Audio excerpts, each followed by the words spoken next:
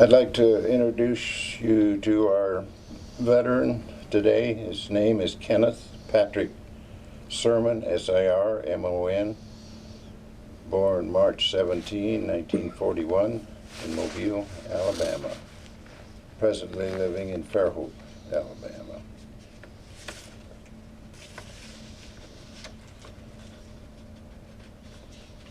Okay, the war that you served in and branch of service. I was in Vietnam in 1968 in the United States Marine Corps. I arrived in November the 17th, 1968, correction, 1967, and the plane took off and left from Da Nang Air Force Base on December the 4th, 1968. So I was effectively there the entire year of 1968. And the highest rank you achieved? Colonel. This recording is taking place in Fairhope, Alabama, on June 14, 2011. My name is Duane Weiler, and I have no relationship with the veteran. And the interview is being conducted for the Veterans History Project in the American Folklife Center at the Library of Congress. Sir, we'll start with a few biographical details. Tell us a little bit about your parents' occupation, number, and gender of siblings. My dad was born and raised in Mobile. Was an engineer. My mom was born and raised in Apalachicola, and she came Florida. She came here to enter nursing school. I think in 1938. They were married, had four children. One came later. I got two sisters and a brother. I'm the oldest of four. Did any other family members serve in the military? Immediate family that I mentioned there, no. But I did have other extended family members that served in the Marine Corps. I served in the service. Excuse me. Were you drafted or enlisted? Neither. I volunteered and went to officer candidate school and became an officer, which is not drafted and is not enlisted. Okay. And you alluded to the Marines. Why and what reason did you choose a specific branch of service? Well, I was in college, and I started looking around to go, and I interviewed all the services. I liked what the Marine Corps had to say, with particular emphasis on their leadership, and I made a decision to go into the Marine Corps. I think I wanted to be a naval aviator, and I interviewed with the Navy as well as the Marine Corps. And as I recall, it was about a 6-month wait to go into the Navy, and the Marine Corps would take me as soon as I graduated. What were your talk about the departure for training camp in the early days of training? Well, you mean training camp? You mean officer candidate school? This is referring to training camp.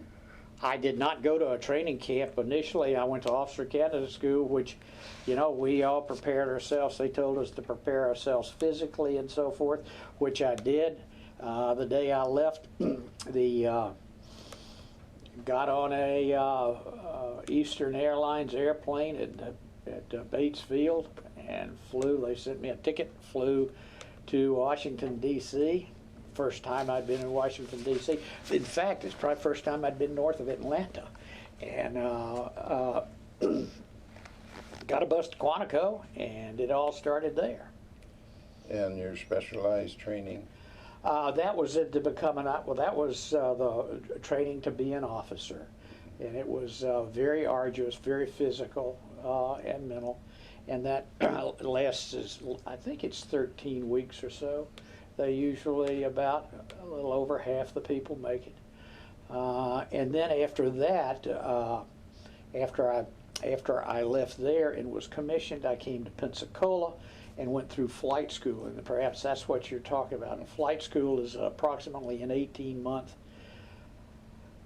It was probably a little less than 18 months, perhaps 15 months training in the Naval Training Command, starting at Naval Air Station, Pensacola, and then to Softley Field in the primary training, and then to Whiting Field and Ellison Field, and that is a training there, and that's the flight school is a very intense school. It involves both flying the aircraft and a lot of academics, and then there's academics in flying, and from there I left and went to Camp Pendleton at what was then Marine Observation Squadron 5 to transition into the aircraft that I was going to fly when I in the fleet, as we call it. And I was there for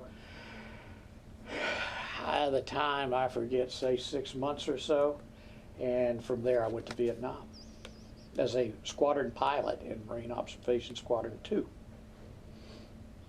What was it like for you, military, physics, food, social life?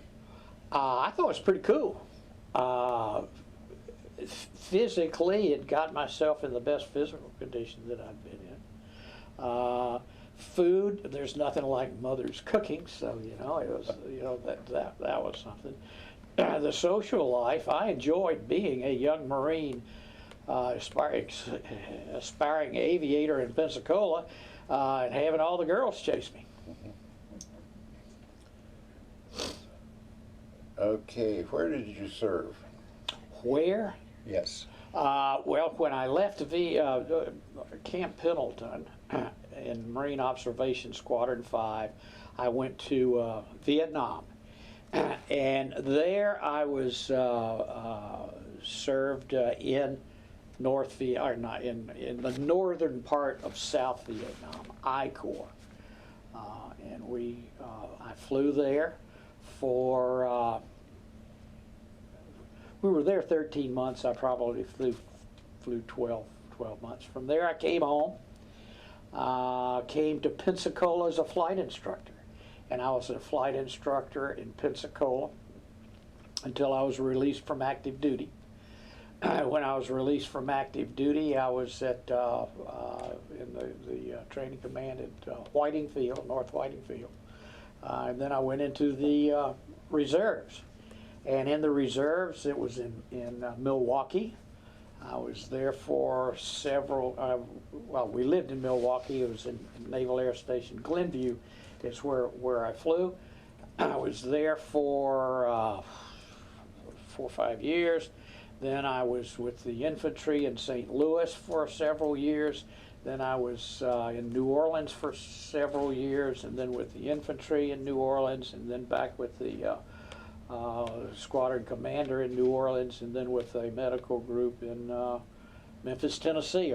Those are the locations. What was some of the action you witnessed or duties away from the front line? Action away from the front line? Yes. I don't know, because I don't think when I was over there. Well, first of all, front line in Vietnam was an ill-defined term. The night I got there, they shot rockets at us, and 2 days before I left, they shot rockets at us. So, the deal is you just flew every day, or it's virtually every day, and the flights were, or we called it a psychedelic chart that we would, the scheduling officers would make different colors, and based on the danger of the qualifications of the pilot, they'd put on that chart as to what you would fly. Like one day you would fly a medical evacuation escort. Our aircraft was the observation squadron. Our mission was varied. The aircraft had was an armed helicopter, and you usually went out looking for people to shoot, either just in support of medical evacuation, in support of resupplying troops, in support of landing of troops, and that sort of thing, and in reconnaissance. That was a big part of it, the aerial reconnaissance, and controlling folks dropping bombs. We were tactical air controllers, and tell people where to drop the bombs, and control folks that shot the artillery, and control folks, the naval gunfire, the Navy ships off the coast that would shoot their guns in. Talk a little bit about the emotions you felt relating to combat, witnessing casualties and all the destruction.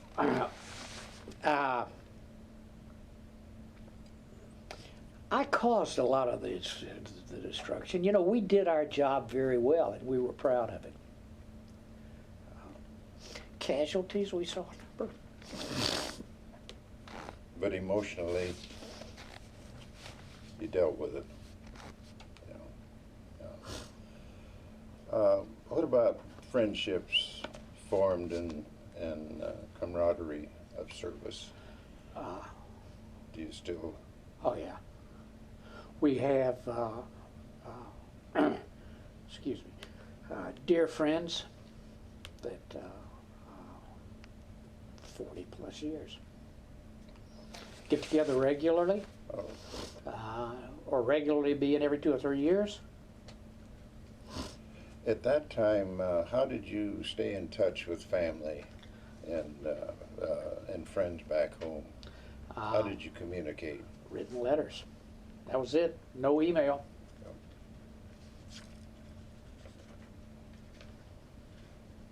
Okay. Talk about some Vietnam War stories. War stories? Yeah.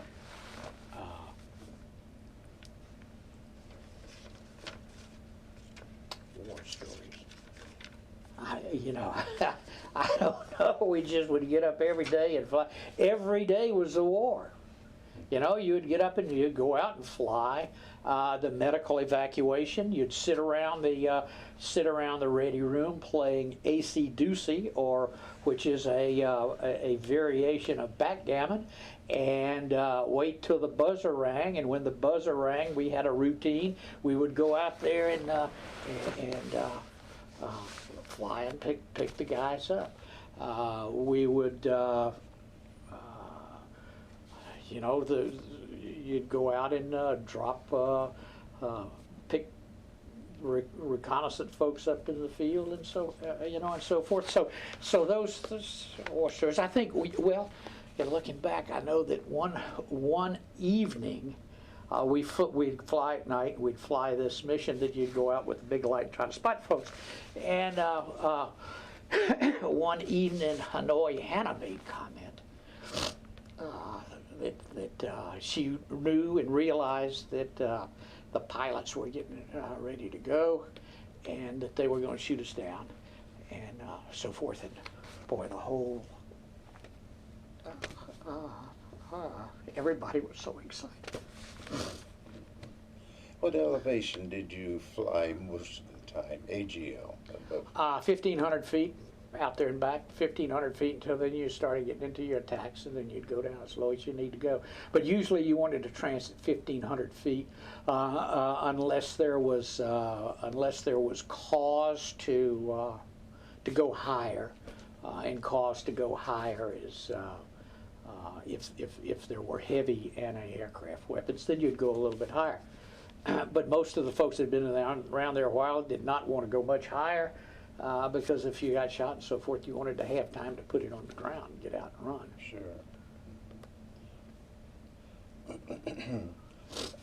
How was your communication? Was it good then? Communication, Between ground and you? excellent. Very good, yeah. We would, our doctrine was not to shoot rockets or drop bombs in the vicinity of the infantry on the ground unless we had communication, unless we could talk with them. And that's what we did. So now, it wasn't real far, and sometimes it was jammed by the enemy, and sometimes it was sometimes the radios would break and stuff like that, but it was, I have no complaints. It worked. It served us well. Good. What was your recreation off duty? When I was in Vietnam? Yeah. Go to the bar and drink. Okay. Okay. Now, In fact, one of our roommates was the flight surgeon, and we'd take all his medicine out and put our beer in there. that's great.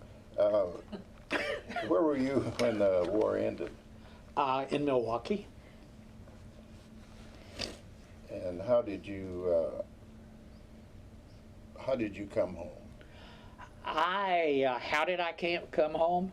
I came home in a DC-8. I think it was a Delta Airlines DC-8 that departed Da Nang Air Force Base on December the 4th, flew to Okinawa. I stayed in Okinawa for, usually it's 3 or 4 days, and then they put you on. I wanted to stay. I notified my parents that I was out of Vietnam. I wanted to stay a few extra days because I wanted to see some of the areas, some of the World War II areas and stuff like that. There was an Air Force guy that did the manifesting. I remember I bought him a pint, or rather a quart of Chivas Regal, and gave it to him, told him to put me off a week later. And so myself and a friend of mine, we got a taxi and we went through Okinawa looking at some of the ruins of the World War II stuff. Then we got on the airplane and flew to San Francisco and met some friends in San Francisco and stayed a day or two, and then flew back to Mobile. Flew into Mobile. Got in a taxi cab and went home. Sir, what kind of a reception did you get when you came home? Oh, Family and everybody community? was great. Very much so. Both family and community. Community, yeah. Glad to be home. We fortunate enough to live in a pretty conservative community. Oh yeah, good to be home. Glad to be home and so forth. And I must say that you hear reports that folks were not treated well and so forth. Well, I was around the people I wanted to be around and not out and amongst the other folks that were causing that stuff. I came here, and my first duty station after I came here was to go over to Pensacola. And I went over to Pensacola, and I was there with a good number of the buddies that I was in Vietnam with, and other people that had been there a little bit before me. So it was, I was in a bit of an isolated community. Talk about your readjustment to civilian life. I don't know if I've ever readjusted.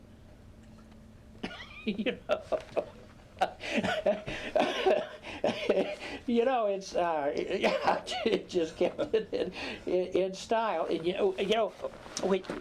without question, when you toe the line and go in, it changes you forever.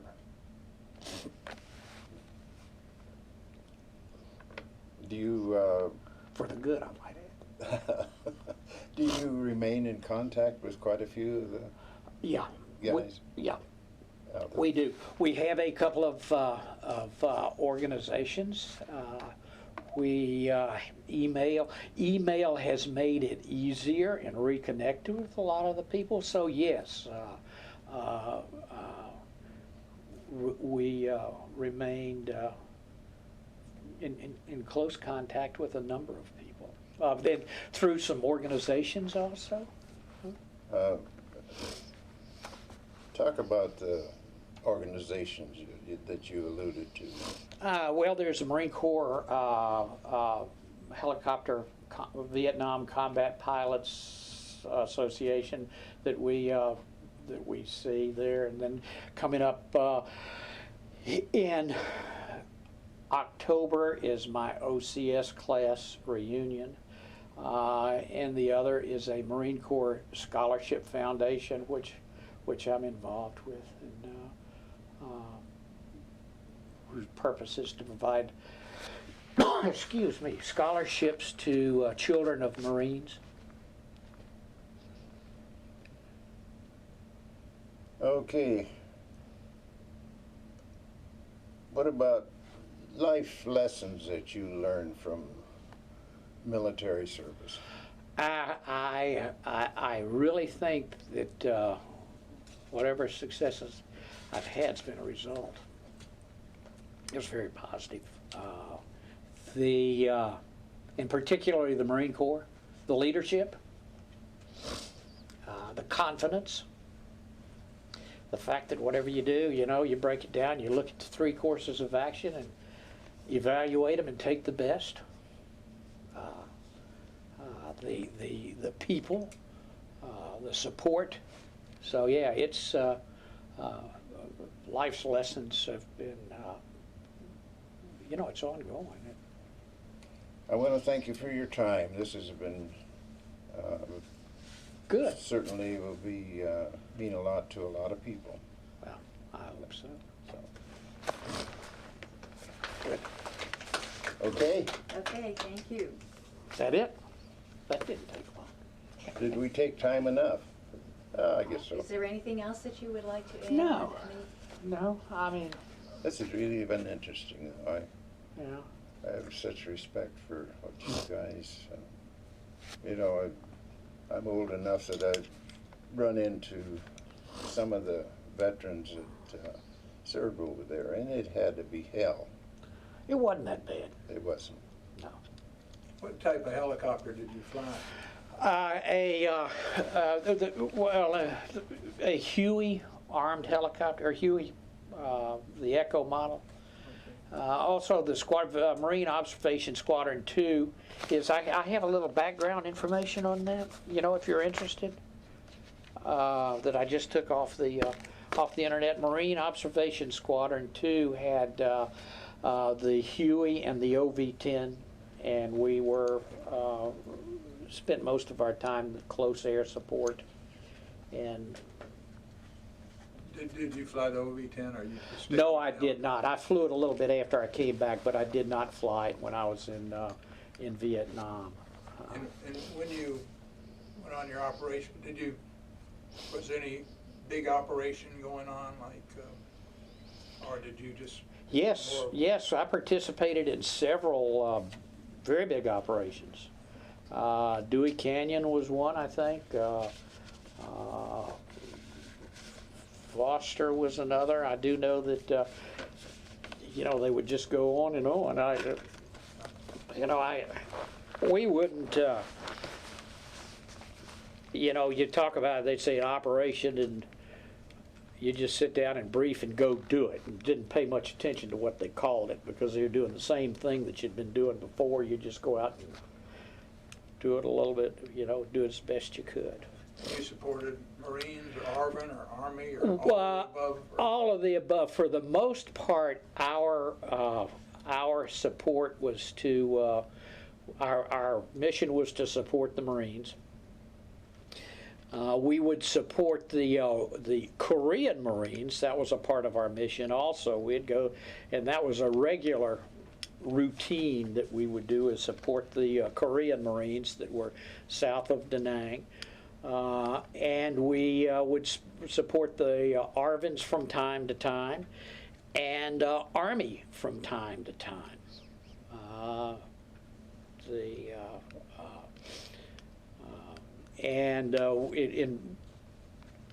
We were involved with, the Tet Offensive. We we were pretty much supporting just anybody, because I do know that that one of those days, the Tet Offensive, right at the height of it, I flew about 11 hours, a little over 11 hours, which is a long time, which is about from sun up to sundown.